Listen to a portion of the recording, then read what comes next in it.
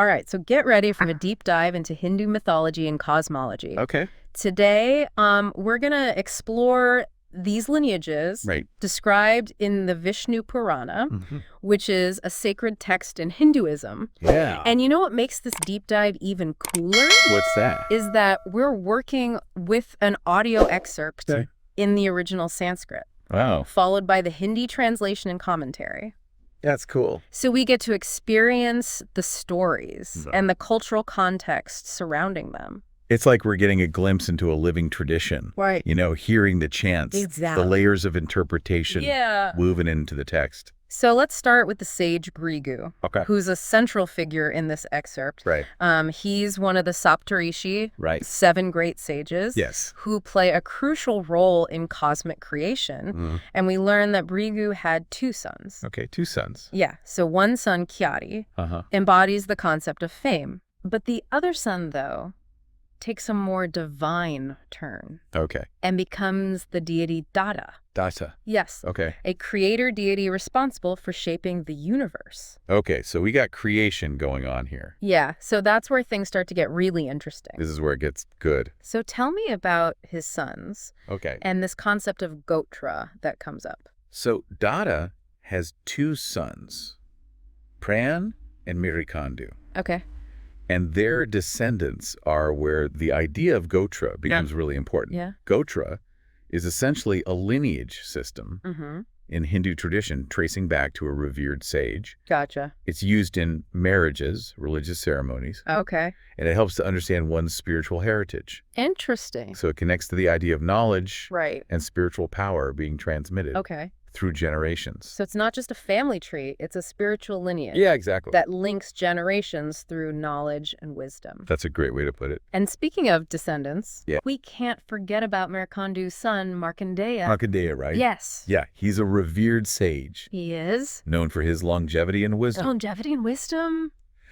There's this captivating story about him being destined to die young. Oh, wow. But ultimately gaining immortality through his devotion to Shiva.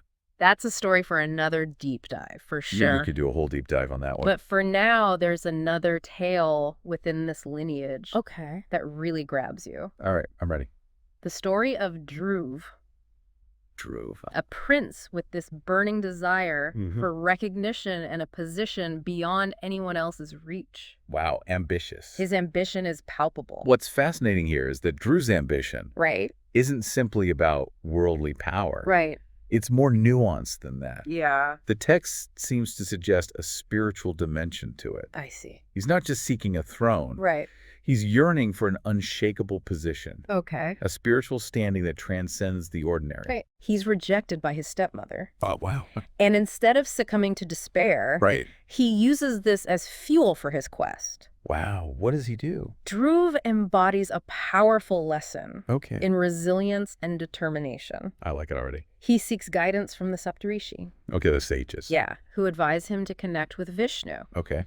Emphasizing that true fulfillment comes not from external achievements, but from a connection with the divine.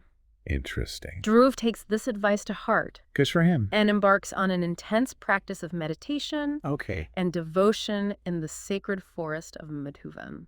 This is where things get really intense. His meditation becomes so powerful. It starts to disrupt the balance of the universe. This is crazy. The earth tilts. Oh my God. The oceans churn. Wow. It's a cosmic earthquake. Dhruva's focused intention and devotion create a ripple effect. Yeah, but the gods, not understanding his true spiritual goal, become concerned. They do? And they attempt to break his concentration. Oh, no. By sending illusions and distractions his way. It seems counterintuitive that the gods, who are supposed to be benevolent, would try to hinder Dhruva's progress. Yeah. What's going on there? It's as though they are testing his resolve. Okay, testing his commitment to his spiritual goal. They send an image of his mother, Suniti, pleading for him to return home. You know, highlighting the tug between worldly attachments and spiritual aspirations. And then they up the ante. Oh, no. By sending terrifying demons his way. Oh, my God. Embodying all sorts of primal fears. It's like a cosmic test of his willpower. It is. Pushing him to his absolute limit. But Dhruva sees through these illusions, Does he really? recognizing them as just another challenge on his path. He's got his eyes on the prize. His unwavering focus eventually impresses even the gods, leading them to acknowledge Dhruva's exceptional devotion to Vishnu. You finally see it. And Vishnu, being the compassionate deity that he is, I love Vishnu, appears before Dhruva, ready to grant him a boon. This is it, the moment. At this pivotal moment, Yeah. Dhruva could have asked for anything. Anything. Wealth, power, Mm-hmm. even revenge. Yeah, you'd think you'd go for that. But instead, he asks for something far greater. What's that? That unshakable position. Oh, wow. That place beyond anyone's reach. Right. The spiritual pinnacle he's been striving for. We really earned it. And Vishnu, recognizing the purity of Dhruva's heart, grants his wish. Wow. Dhruva becomes the pole star. The pole star. Symbolizing constancy and unwavering focus. Yeah. A true testament to the power of devotion and perseverance. And it's important to note that Dhruva's story doesn't end with his individual achievement. Right. It connects to the larger tapestry of the Vishnu Purana, offering insights into the cyclical nature of time and the vastness of cosmic creation. So how does this one story about a prince and a pole star tie into the grand scheme of things? Okay, so remember how the excerpt mentions that Dhruva's position as the pole star will last for a kalpa. A kalpa. Yeah, a kalpa in Hindu cosmology represents an incredibly long period. Okay. A full cycle of creation and destruction of the universe. Wow, that's a long time. Like a really long time. We're talking billions of years here, right? Exactly. Billions of years. These cosmic timescales make our everyday worries seem pretty insignificant. Right. It's all about perspective. A kalpa represents the cyclical nature of time in Hindu cosmology. This idea that creation and destruction are not singular events, but part of an ongoing process. Yeah, it's almost like an inhale, an exhale of the universe. And Dhruva, in his elevated position as the pole star, becomes a symbol of stability amidst all this change. Exactly. He's a fixed point of reference. He represents a fixed point of reference, enduring through epochs of creation and dissolution. It's pretty mind-boggling when you think about it. It's mind-boggling, but even though we're dealing with these vast cosmic concepts, the story of Dhruva also delves into the complexities of human emotion and relationships. Absolutely. The excerpt really highlights Dhruva's inner journey. Yes, it does. It describes his emotional state as he leaves the palace, filled with a mix of anger, hurt, and unwavering determination. And remember, he's just a boy when this happens. Yeah, a young boy facing all of this. He could have easily given in to despair or resentment. You'd think so, right? But instead, he channels those emotions into his spiritual quest. I like it. He seeks out those 7 sages, the Saptarishi, and they become his mentors, guiding him towards the path of devotion. What I find intriguing is that they don't just tell him to pray or perform rituals. They emphasize the importance of connecting with the divine source, with Vishnu. It's about that interconnection. They highlight that true power and fulfillment don't come from external achievements or worldly possessions, but from an internal connection. It's not just about reaching a destination. I see.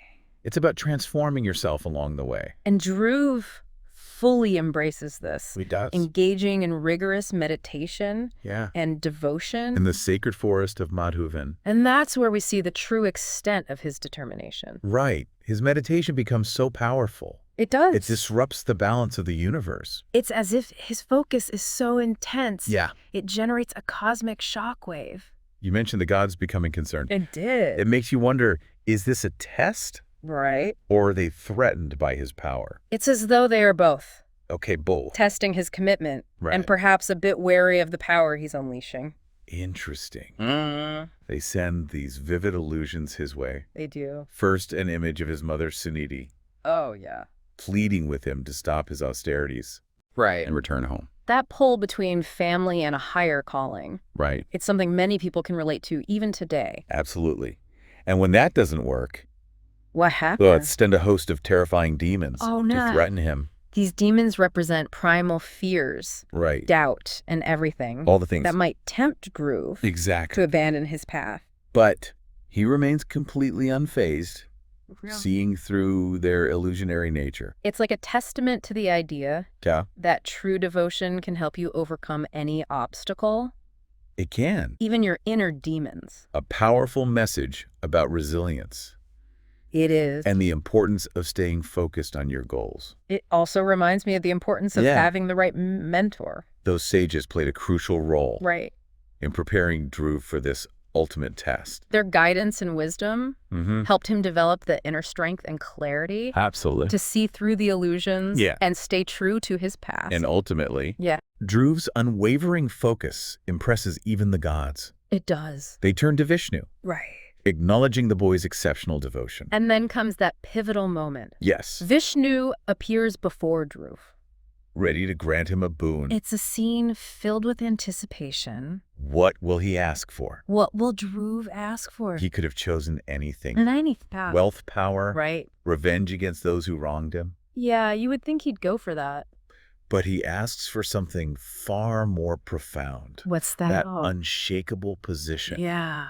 That place beyond the reach of anyone else. Right. That spiritual pinnacle. He's been striving for. He has. And Vishnu, recognizing the purity of Dhruva's intention, grants his wish. It's interesting, though, how even though the gods initially tried to hinder his progress, they ultimately acknowledge and reward his devotion. It suggests that the gods aren't necessarily opposed to ambition or striving for greatness. Right. It's more about the motivation behind those desires. Dhruva's ambition is driven by a yearning for spiritual connection. I see. For something that transcends the limitations of the material world. And that's what ultimately earns him the blessings of the divine. Exactly. His journey is a reminder that true power comes from within. It does. From aligning your intentions with a higher purpose. And remember, Dhruva's mother, Suniti, despite not actively pursuing enlightenment herself, she is rewarded for her virtues. She is. And her love for her son. Vishnu grants her a place near Dhruva in the heavens, transformed into a radiant star. So it's like even being in the presence of someone with that level of devotion can have a positive impact. Absolutely. The ripple effect of Dhruva's unwavering focus extends outward, touching the lives of those around him. Dhruva's story isn't just about individual achievement. It isn't. It also prompts us to consider the choices we make and their impact on the larger cosmic order. The excerpt highlights this through Shukracharya, the preceptor of the demons, who reflects on Dhruva's accomplishment. So even Dhruva's adversaries recognize his power. They do. It speaks volumes about the impact of his transformation. What's intriguing is that Shukracharya, who represents a force often opposed to the gods, acknowledges Dhruva's greatness. He does.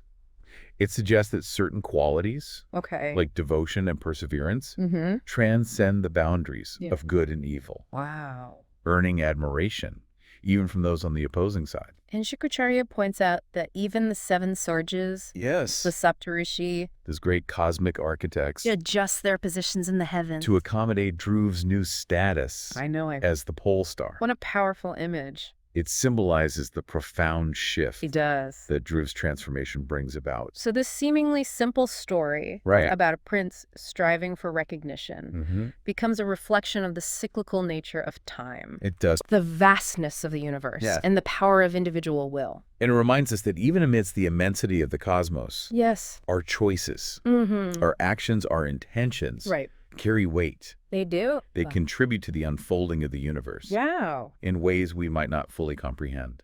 It's humbling and awe-inspiring at the same time, this idea that our individual journeys, even amidst the grand scale of cosmic creation and destruction, still matter. It makes you want to reflect on your own life's path. Dhruva's story reminds us that we all have the potential for transformation, for achieving something extraordinary, even when faced with seemingly insurmountable obstacles. It's about finding our own North Star, that guiding principle that gives our lives meaning and direction. And it seems like a universal concept, this striving for something greater than ourselves. It resonates across cultures and throughout history. The desire to connect with something larger than ourselves, to find our place in the grand scheme of things, is a fundamental human aspiration. And Dhruva's story provides a framework for understanding that journey. It's not a journey without challenges, though the excerpt really emphasizes that Dhruv had to overcome not just external obstacles, but also his own inner demons. Those illusions the gods sent his way, they represent the doubts, fears, and temptations that can derail us from our path. And that's where the importance of cultivating inner strength and resilience comes in Dhruv's unwavering focus. His ability to see through the illusions and stay true to his purpose. Those are qualities we can all aspire to develop. It makes you wonder, what are some practical ways we can cultivate that kind of focus in our own lives? It's easy to get distracted by the demands and anxieties of everyday life. The text seems to suggest that practices like meditation, mindfulness, and connecting with nature can help us quiet the noise of the external world and tap into that inner source of strength and clarity. It's about creating space for reflection, for listening to that inner voice that guides us towards our true purpose. And those practices don't have to be complicated or time-consuming. Right. Even just taking a few moments each day to sit in silence, connect with your breath, and reflect on your intentions can make a difference. It's about making conscious choices that align with our values and aspirations, and remembering that even small, consistent steps in the right direction can lead to significant transformation over time.